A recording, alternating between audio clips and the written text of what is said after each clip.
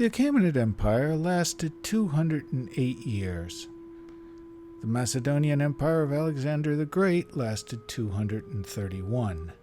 The Roman Republic lasted 233. Romanov Russia lasted 234. Today, the United States of America is 244 years old. What happens next? Where do we go from here? What do we build out of the ashes? Hello, I'm Kanaz Phelan, and these are Notes from the End of Time. Hello, everybody, and welcome to the 10th episode of Notes from the End of Time. Time flies when you're having fun. This one is coming out a day late. It's late Notes from the End of Time, because yesterday I filled in for Tom Kaczynski on his Free Atlantic Radio podcast as a guest host. Tom is writing another book. I saw the first few chapters of it. It looks absolutely excellent. If you want, you can listen to my broadcast on Free Atlantic Radio. It is on Podbean. It's also accessible on Google Play and iTunes, as well as many another fine podcasting host. On my episode for Free Atlantic Radio, I was reaching out to some of my old adversaries in a flame war from last year that happened between two Facebook groups, Maine for Mainers and Maine for Everyone. I was asking them, reaching out a hand to try to find allies, because as I have said several times on this podcast, I expect things to get worse, not better, and I would not be surprised to see if after the elections, if that long, we start seeing the beginnings of an American Civil War and serious unrest. I mean, more serious unrest than what we've seen now.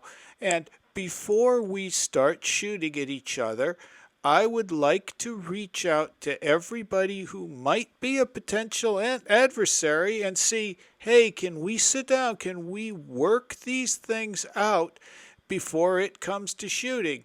Do we have to be enemies, or can we work together to build a better society? And today I wanted to do that same thing, but instead of reaching out to people who I know have been in an adversarial relationship with me, I wanted to talk to fellow Christians and to people who are Christian friendly or Christian curious, and see if we can come to some common understanding and work together. Now, as I'm sure you all know, there are numerous denominations of Christianity. I'm a Roman Catholic, born, baptized, confirmed. There are many, many other denominations, and Roman Catholicism, though it's the largest Christian denomination in the United States, is not the majority of Christians. We are a majority Protestant nation in America. We also have a very strong revival tradition and a very strong evangelical and Pentecostal tradition, and these groups have in the past been in a hostile relationship with each other. We disagree on a lot of key things. There are many Protestants who believe that the Pope is the Antichrist, and they feel that our veneration of the Virgin Mary is polytheism, and that our fondness for holy statues and icons and stained glass is idolatry. And for our part, Catholics greeted the Reformation poorly, and there was 30 years war, followed by about another 50 years of war in Europe, before we finally decided it was best to give people freedom of conscience. And so there's a fair amount of suspicion, hostility, and distrust between various denominations. This has come back to bite us in the backside a few times.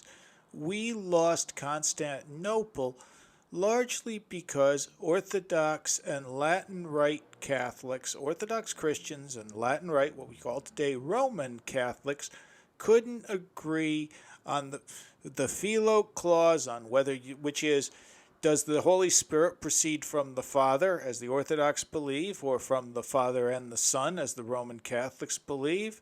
Should we use unleavened bread in the Orthodox as the Roman Catholics do, or should we use leavened bread as like the Orthodox? And because of that, Latin Catholics sacked Constantinople. They tried to force the Greek Catholics to follow the Latin rite when the Turk was knocking outside the door as a condition of the Latins joining the siege and stopping the Ottomans from taking Constantinople. While we were busy bickering, the Sultan put a big old cannon outside the gates and brought his armies down, and we lost the center of Christendom because we couldn't get along. Today, we've got enemies outside our gates. Those enemies hate Christianity, they hate Christendom, they hate Western civilization. We can put aside our differences for now and focus on that common enemy and work together towards fixing the mess which we all find ourselves in. Toward that end, today I wanted to take a look at a book written in 1952 by C.S. Lewis. It was compiled from some radio speeches he made during the war.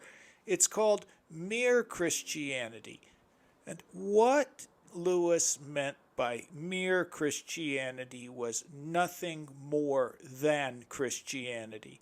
Lewis wanted to get down to the bare basics of what it meant to be a Christian. And toward that end, Lewis wrote in the preface, "The reader should be warned that I offer no help to anyone who is hesitating between two Christian denominations. You will not learn from me whether you ought to become an Anglican, a Methodist, a Presbyterian, or a Roman Catholic. This omission is intentional. Even in the list I have just given, the order is alphabetical. There is no mystery about my own position. I am a very ordinary layman of the Church of England, not especially high, nor especially low, nor especially anything else. But in this book, I am not trying to convert anyone to my own position. Ever since I became a Christian, I have thought that the best, perhaps the only service I could do for my unbelieving neighbors was to explain and defend the belief that has been common to nearly all Christians at all times." And so that's where I'm starting. I am a Roman Catholic layman, neither high nor low. Not the best Catholic in the world, but I come from a Catholic position because it's what I was born and raised in. I was educated in a Catholic university. I went to the University of Scranton in Scranton, Pennsylvania, fine Jesuit college. Didn't graduate, was their decision, not mine. It's a long story. But anyway, there are very real differences between our denominations, and we hold those differences to be very important. And that alone gives us something in common with each other over somebody who thinks that this entire argument is silly. I'm not going to give up my Madonnas and my rosaries. I don't expect that anybody here is going to give up their adult baptisms or their insistence that Jesus served the guests grape juice at Cana, and that's okay. I'm not going to say you're right. I don't expect you to say I'm right. But I invite you to put aside those differences for a moment and let's focus instead on the things we hold in common. And I think we can do that. As C.S. Lewis described it in his case, I have met with little of the fabled odium theologicum from convinced members of communions different from my own. Hostility has come more from borderline people within the Church of England or without it, men not exactly obedient to any communion. This I find curiously consoling. It is at her center, where her truest children dwell, that each communion is really closest to every other in spirit, if not in doctrine. And this suggests that at the center of each there is a something, or a someone, who against all divergences of belief, all differences of temperament, all memories of mutual persecution, speaks with the same voice, And before he gets into exploring the ties that bind all Christians, C.S. Lewis looks for a common tie that binds all of humanity, and he finds it in our sense of right and wrong. A lot of you will object that, well, people have different standards of behavior across different cultures. People have different ideas of right and wrong, but is that really true? C.S. Lewis notes, if anyone will take the trouble to compare the moral teaching of, say, the ancient Egyptians, Babylonians, Hindus, Chinese, Greeks, and Romans, what will really strike him will be how very like they are to each other and to our own. Think of a country where people were admired for running away in battle, or where a man felt proud of double-crossing all the people who had been kindest to him. You might just as well try to imagine a country where 2 and 2 made 5.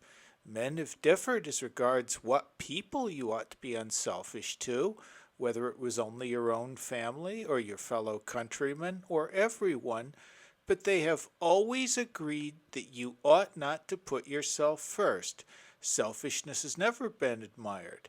Men have differed as to whether you should have one wife or 4, but they have always agreed that you must not simply have any woman you liked. Others may object that, well, isn't that just a form of herd instinct, and like all of our other instincts? And C.S. Lewis was one step ahead of you.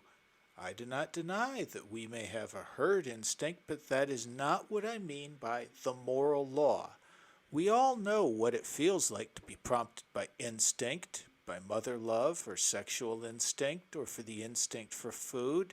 It means that you feel a strong want or desire to act in a certain way. And of course, we sometimes do feel just that sort of desire to help another person, and no doubt that desire is due to the herd instinct. But feeling a desire to help is quite different from feeling you ought to help whether you want to or not. Suppose you hear a cry for help from a man in danger. You will probably feel 2 desires. One, a desire to give help due to your herd instinct. The other, a desire to keep out of danger due to the instinct for self-preservation. But you will find inside you, in addition to those 2 impulses, a third thing which tells you you ought to follow the impulse to help and suppress the impulse to run away. Now this thing that judges between 2 instincts, that decides which should be encouraged, cannot itself be either of them. You might as well say that the sheet of music which tells you at a given moment to play one note on the piano and not another is itself one of the notes on the keyboard. The moral law tells us the tune we have to play. Our instincts are merely the keys. Another way of seeing that the herd law is not merely one of our instincts is this. If 2 instincts are in conflict, and there is nothing in a creature's mind except those 2 instincts, obviously the stronger of the 2 must win. But at those moments when we are most conscious of the moral law, it usually seems to be telling us to side with the weaker of the 2 impulses. You probably want to be safe much more than you want to help the man who is drowning, but the moral law tells you to help him all the same.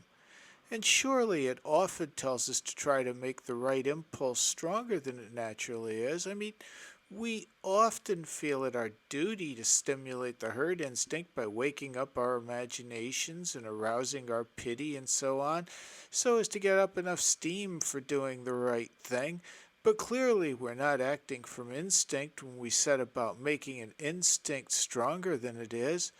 The thing that says to you, your herd instinct is asleep, wake it up, cannot itself be the herd instinct.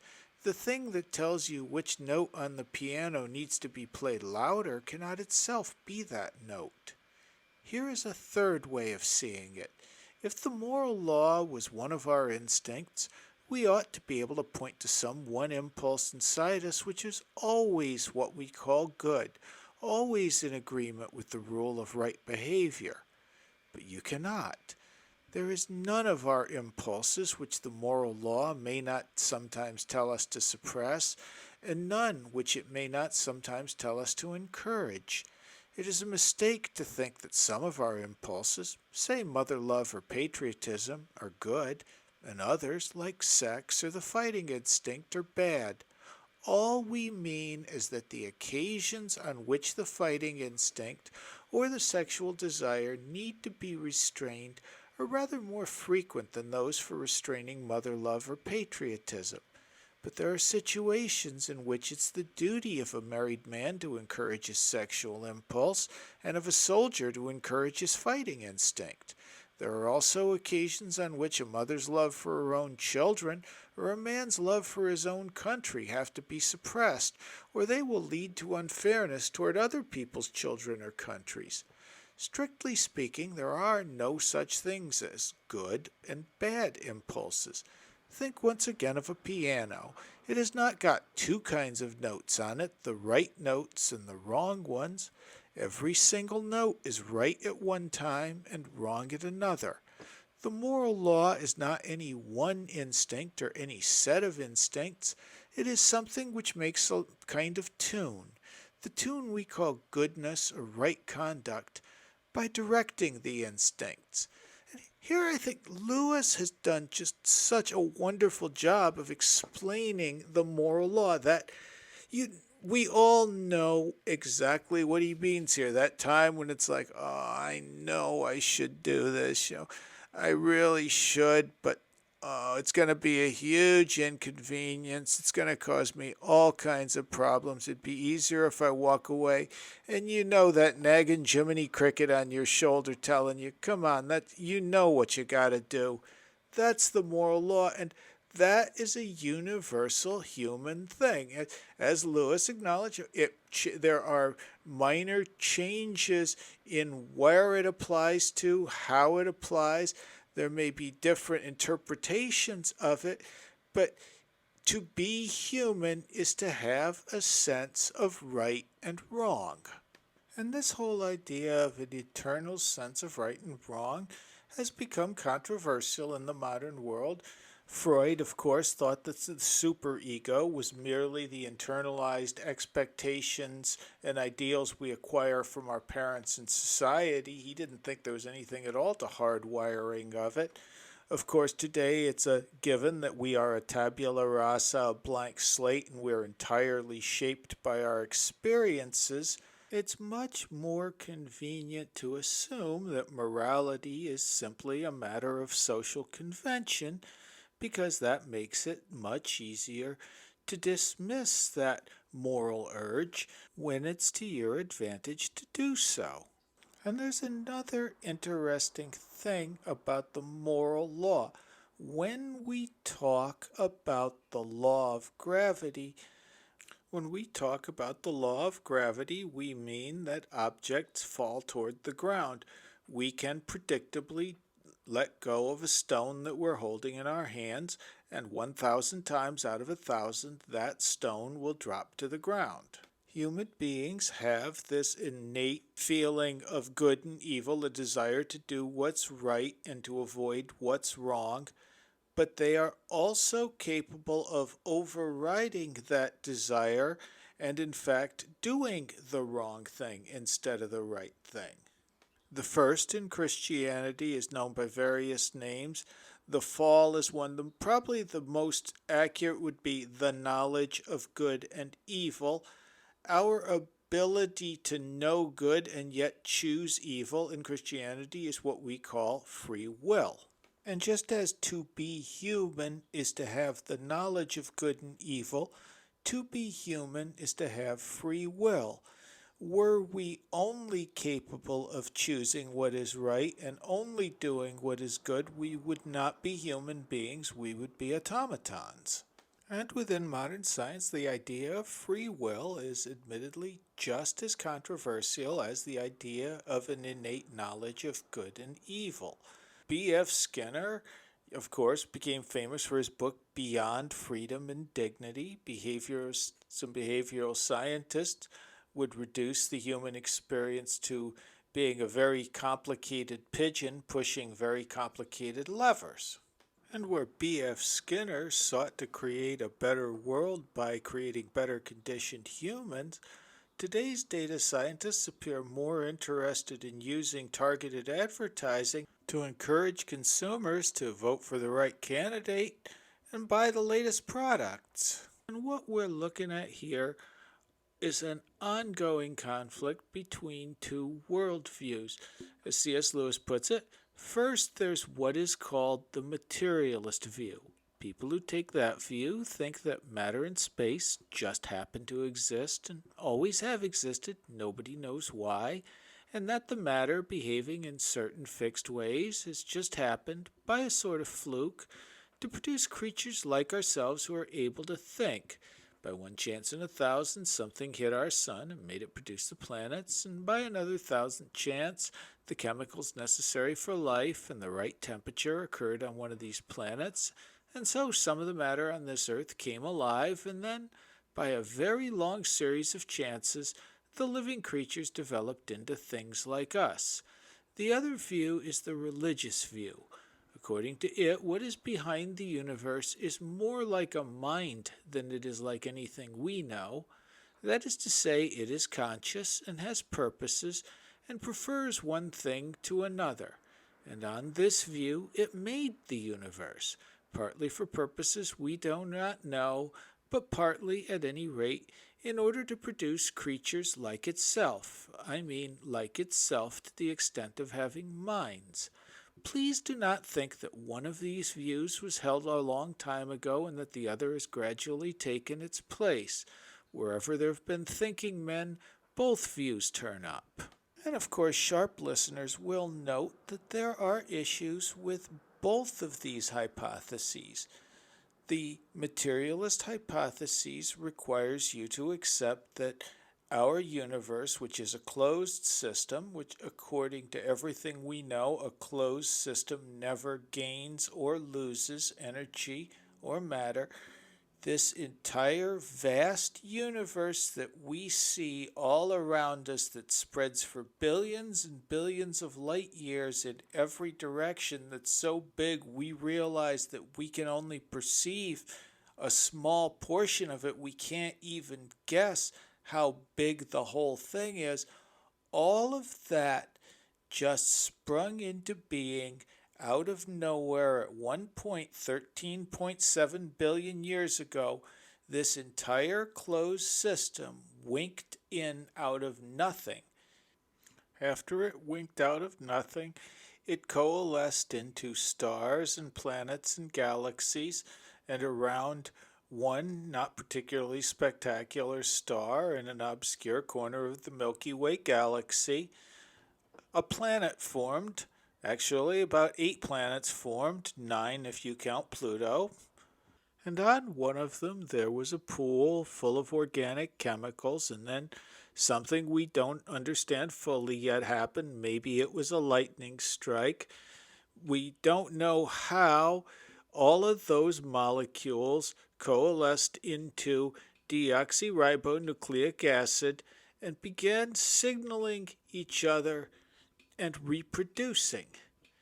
That DNA then organized itself into complex organisms which later grew spinal cords, bones, a nervous system. It organized itself into innumerable self-replicating packages, anything from the size of a virus up to the size of a blue whale. Diversity increased when they developed ways of exchanging genetic material through sexual reproduction. They formed into various body shapes suitable for life on land, in the air, on water. And here's the really interesting thing. Our planet is lousy with organic life. There's barely a square millimeter on the surface of the Earth that doesn't have microbes or viri or some kind of carbon-based, DNA-based organic life on it. It's all over this place. If it's this prevalent on this planet, it's hard to imagine it's not found all over the place. We find it here next to hot smokers in the deep depths of the ocean. We find things living under miles of water. We found bacteria in stone miles underground. According to the laws of entropy, you don't throw broken glass into the air and have it land a chandelier. In this case, we had organic molecules floating around in a pool that somehow organized themselves into a Tyrannosaurus rex, a chicken, a virus, and everything else we see on this earth. The whole cycle of life goes against the laws of entropy. Again, this is not proof that there is a Christian God, the Christian God, but it's proof that there's something very interesting going on here. This is not possible by any law of random chance. And yes, people have tried to get around this with the idea of some vital force that somehow organizes molecules and drives them to higher evolution. That while there may be something to that, we know nothing about what this higher force is. I mean, we see all around us, we're surrounded by organic life, but we don't know what this force is that created it. If it drives life forward, is it doing so in a conscious way? In some kind, like if then we're dealing with the religious explanation again. And if you're saying, well, no, of course, this is just another blind force like gravity, like electromagnetism, and it somehow organized us into life, then what is this force? How do we measure this force? And if you say, well, we can't measure it yet, but I'm certain that at some point we will discover an experiment which will prove it to us. In the meantime, because we see all this life around us, we have to assume that that's what happened.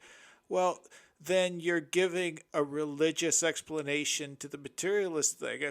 If I have to go on faith, it's just as easy for me to believe in a conscious creator God as it is to believe in some kind of unconscious life force that organizes random molecules into living beings. And if we accept that there is a creator God and he created this universe and he created organic life on earth and he created our minds and he created our moral code, then we wind up in a very uncomfortable place, because then we have to start asking ourselves, what does this God expect from us? If somebody made us, for what purpose were we made? And now, as C.S. Lewis says, we have two bits of evidence about the somebody. One is the universe he has made. If we use that as our only clue, then I think we should have to conclude that he was a great artist, for the universe is a very beautiful place, but also that he is quite merciless and no friend to man, for the universe is a very dangerous and terrifying place. The other bit of evidence is that moral law which he has put in our minds, and this is a better bit of evidence than the other, because it is inside information. You find out more about God from the moral law than from the universe in general, just as you find out more about a man by listening to his conversation than by looking at a house he has built.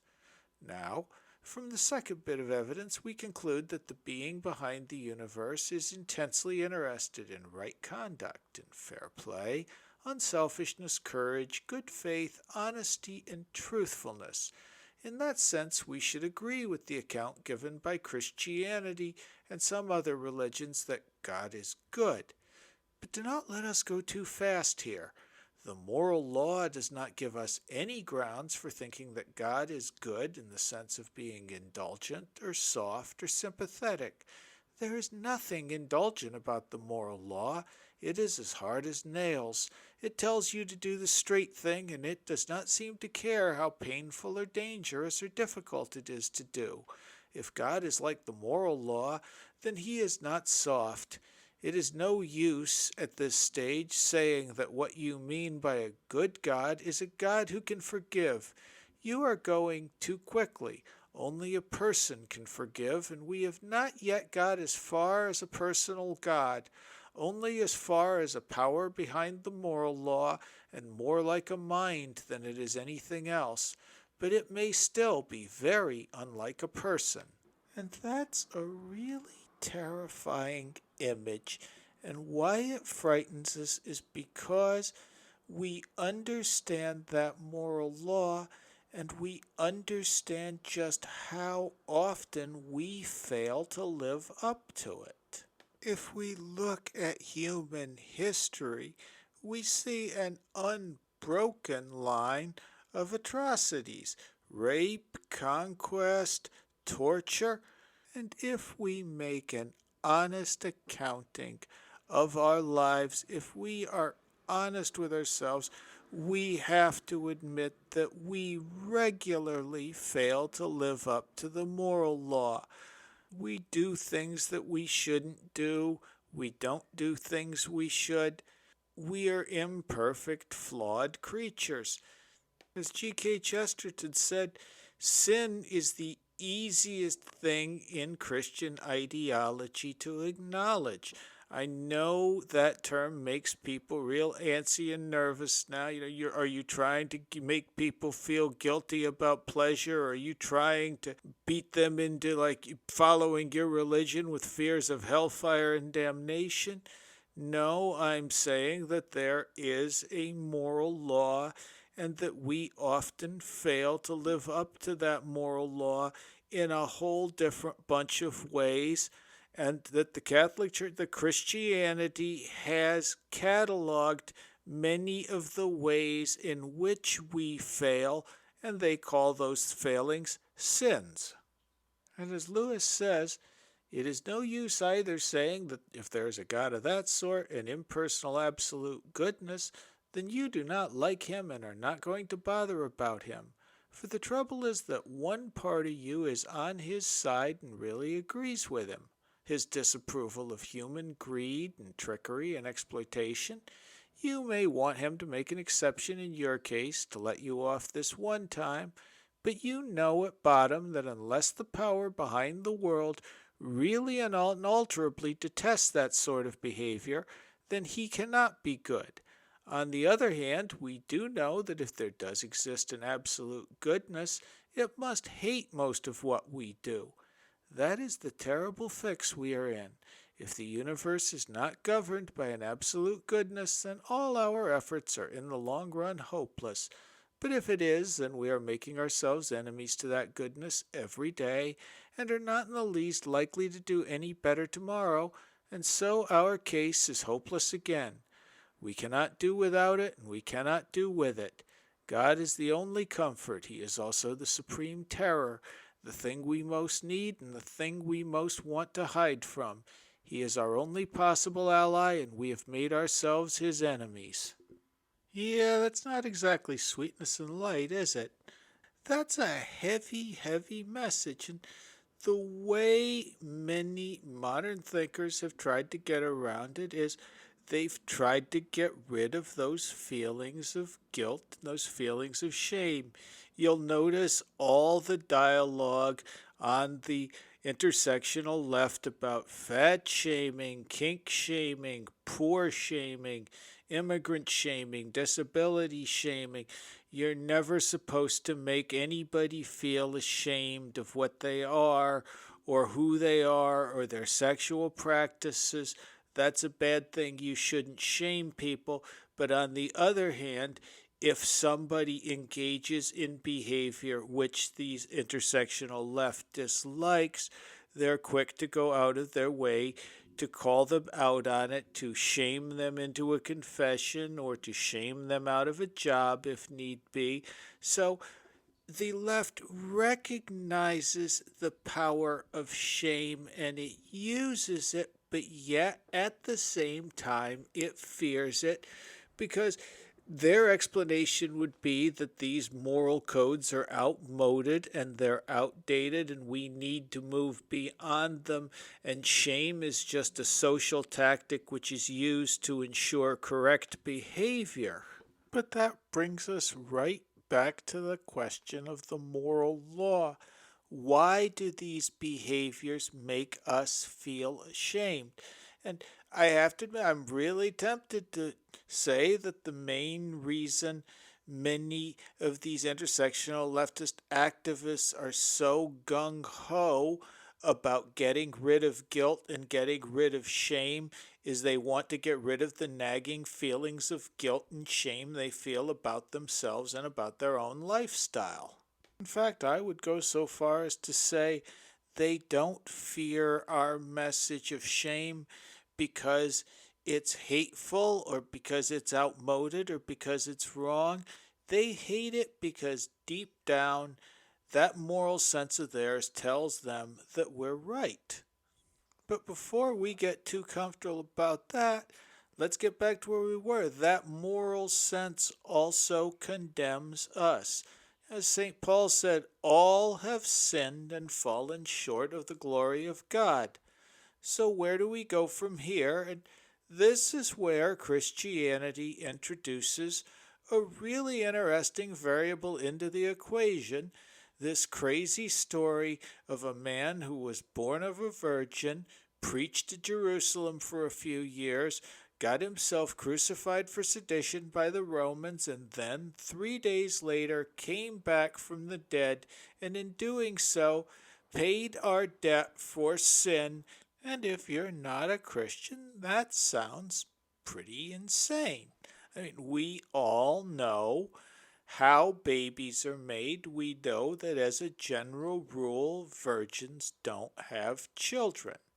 We know that people who die generally stay dead. People in first century Rome knew that too. People in Jerusalem. Christianity was a crazy story when it came out. This made no more sense to somebody living in first century Rome than it does to a skeptic in 21st century America. In fact, it might have made less sense.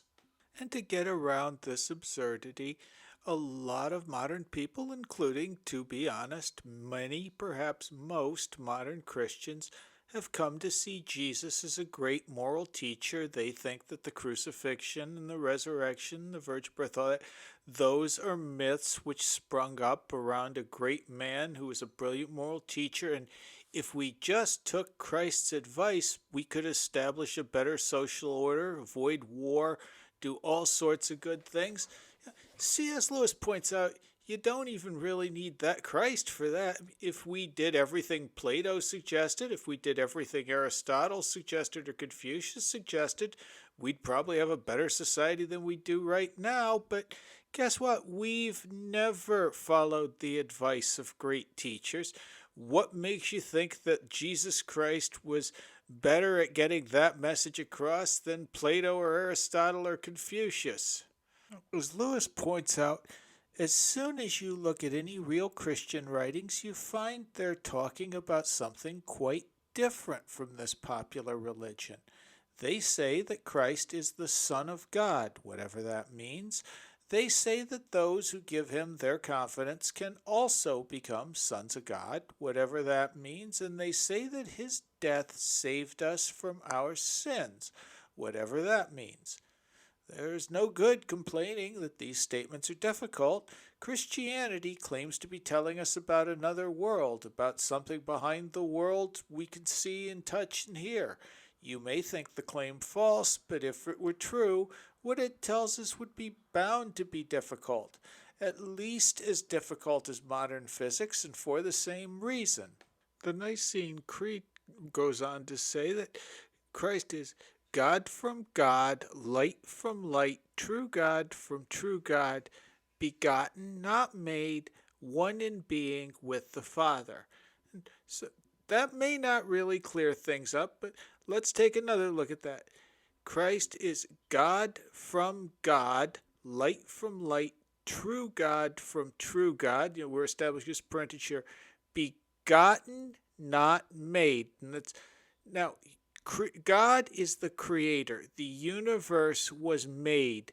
Every human soul is made by God. Christ was begotten of God. A craftsman makes statues, or he makes a house, or he makes shoes when he goes home and he and his wife do their marital duties. The craftsman begets a son. The relationship between man and God is we are his creations. The relationship between Jesus and God is he is God's son. And now let's look at what Jesus said in the only source we have for the words and teachings of Jesus, the Bible. Jesus says that he is God. He claims he forgives sins. He says he always existed. He's coming to judge the world at the end of time.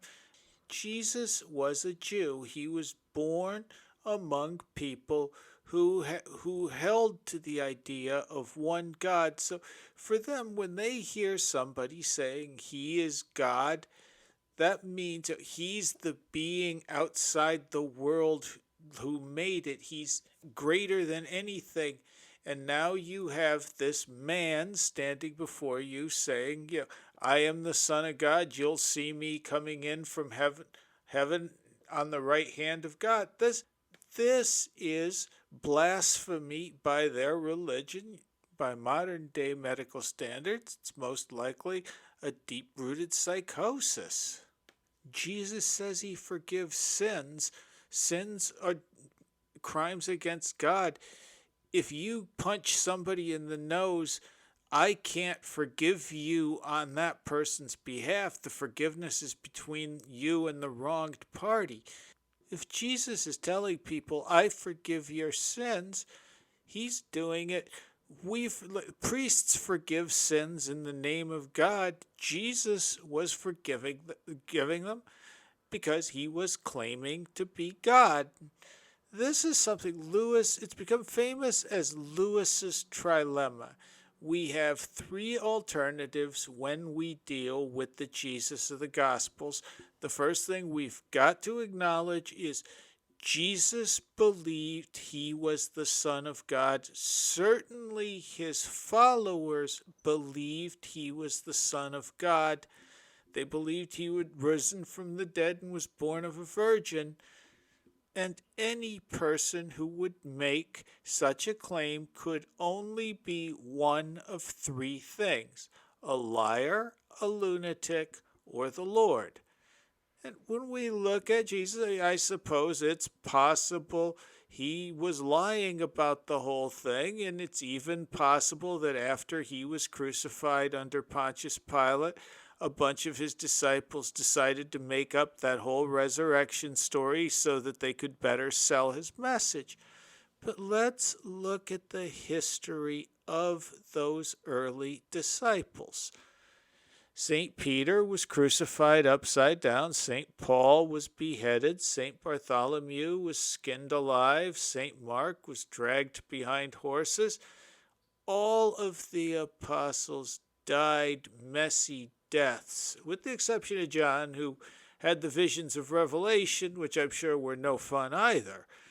This wasn't a lucrative career opportunity. These men wandered the world in poverty and obscurity and preached the gospel and died horribly on a few occasions for their faith rather than denying Christ. That's not the actions of people who don't really believe it, who just think this is a show for the audience. So let's go with door number 2. Jesus was a lunatic. Jesus was crazy. We've definitely heard of people in the throes of psychosis believing they're God. You see them when I lived in New York, you'd see them on subway platforms regularly. But the people who fervently believe they're God generally have a hard time getting followers. Jesus If he was insane, he was a remarkably coherent and charismatic form of insane, and he managed to convince his disciples that he'd come back from the dead. We would be talking here not just a lunacy of the individual, we'd be talking a folie à deux. We're talking that the numerous people who claimed to see Jesus after his death were just hallucinating. They were just having these experiences out of their grief or what have you. This could all be one big old pot of lunacy that somehow became this great church. But if this came out of lunacy, if it came out of disease, I mean, I've seen some really interesting outsider art. I've seen some beautiful stuff done by people who suffer from schizophrenia and mental illnesses. Those they don't build cathedrals, they don't inspire people to follow their faith for 2000 years. This If he was a lunatic, he was a remarkably sane appearing lunatic who managed to convince today billions of people of his lunacy. So now let's say we're at door number 3. What if Jesus was not a liar? What if Jesus was not a lunatic? Well, then, Jesus is not a world teacher. That door's closed. Jesus Christ is the only begotten Son of God. And what's more, Christ has promised us that by his death and by his resurrection, he can give us a new life in Christ Jesus and grant us eternal life if we follow him and if we take up his cross. And now we're going to come to a controversy that's something that tends to divide us across denominations. It's the question of faith versus works. Now, according to many Protestants, Catholics think that they can do anything they want so long as they make it to a confessional and have a priest absolve them of their sins.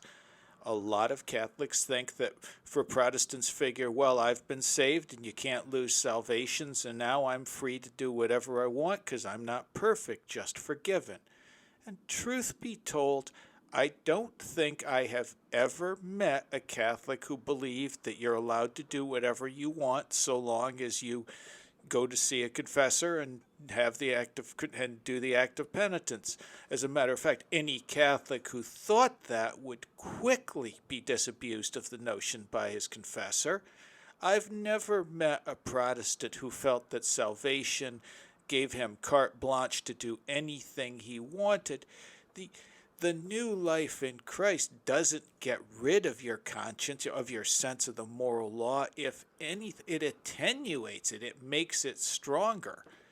And here C.S. Lewis once again comes up with a marvelous answer to this problem, which I think anybody of any Christian denomination, I think any reasonable person can understand. If you're a parent, you've had the experience of giving your child money so your child can buy you a gift. I know they have gift days at St. Michael's, and I've given Anna Maria money to buy gifts for Daddy on those days. I remember from second grade, she brought home a St. Michael's cozy for me. Do I absolutely need a St. Michael's school cozy?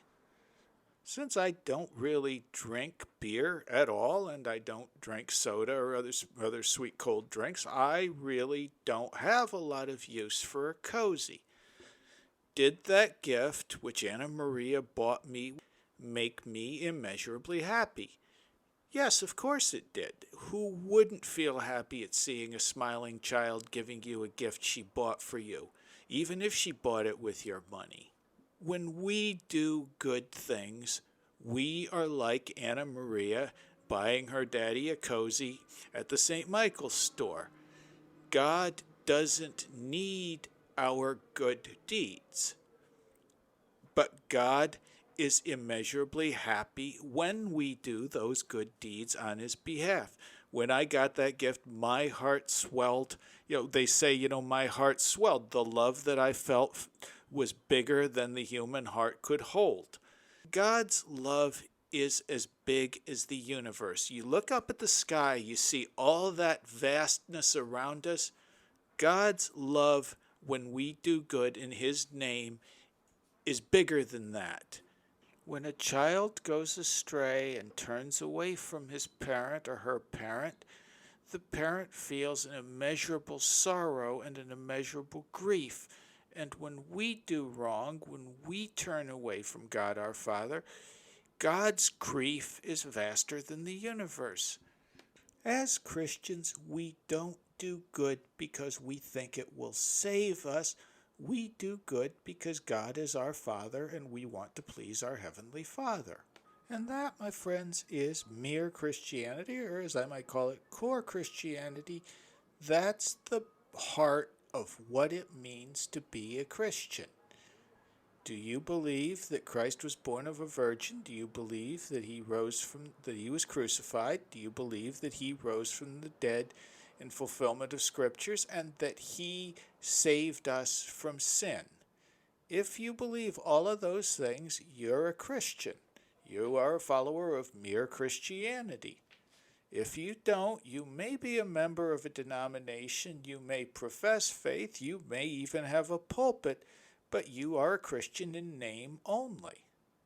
But while that mere Christianity is so essential, while it's the heart of Christianity, it's not enough. As C.S. Lewis puts it, I hope no reader will suppose that mere Christianity is here put forward as an alternative to the creeds of the existing communions, as if a man could adopt it in preference to Congregationalism or Greek Orthodoxy or anything else. It is more like a hall out of which doors open into several rooms. If I can bring anyone into that hall, I shall have done what I attempted. But it is in the rooms, not in the hall, that there are fires and chairs and meals. The hall is a place to wait in, a place from which to try the various doors, not a place to live in. For that purpose, the worst of the rooms, whichever that may be, is, I think, preferable. We need to become part of a Christian community. We need to fellowship with other Christians, and we need to work with them to do God's work on earth. Our churches are not perfect, of course, and no Christian is a perfect Christian. In all of history, according to Christianity, there's been one person who lived an entirely sinless life. Two if you're Catholic or Orthodox. Everybody else is a flawed creature. We are going to stumble. Our churches are going to stumble. We're going to do wrong. But we are still expected to do the best we can. When Anna Maria was learning to walk, I didn't scream at her and think less of her when she stumbled. When she gets a times table question wrong, I don't think less of her because she got it wrong. I patiently try to teach her why it's right, and we go back over it again until she masters it. And as patient as the most patient parent is, God is infinitely more patient. As loving as the most loving parent is, God is infinitely more loving. God is certainly a stern parent with impossibly high expectations, but He's offered us a way that we can live up to those expectations. He loves us despite our failings, and He wants us to do the right thing, and He will help us to do the right thing. And I know this is an enormous thing to swallow. It sounds absurd. As I said, it would have certainly sounded absurd to first century Christians too. But if at the end of the day you are going to have to face an absurdity one way or another, you can buy into this story of a vast creator God who cares so much about us that He sent His only begotten Son so that man might not perish but have eternal life, or you can assume that this universe blew in out of nothing 13.7 billion years ago is ruled entirely by mechanistic forces, despite the fact that your own behavior does not entirely appear to adhere to mechanistic laws. Or you can assume that 13.7 billion years ago, as a Belgian priest named Abbe Lemaitre figured out that the universe suddenly expanded from a primal point when God said, "Let there be light," and there was light. And if you're willing to make that leap of faith with me, or if you've already made that leap, if you're ready to kneel before the one true King and stand in the shadow of the cross, then I will stand with you. And next week, I want to talk a little more about what that means. There's so much in Mere Christianity, it's impossible to fit it all into 1 hour. And so next week, I want to talk more about C.S. Lewis's views on Christian morality. But until that time, this has been the 10th episode of Notes from the End of Time. I'm Kanaz Filan. I thank you very much for listening, and in the name of the Father, and of the Son, and of the Holy Spirit, may God bless and keep us, each and every one.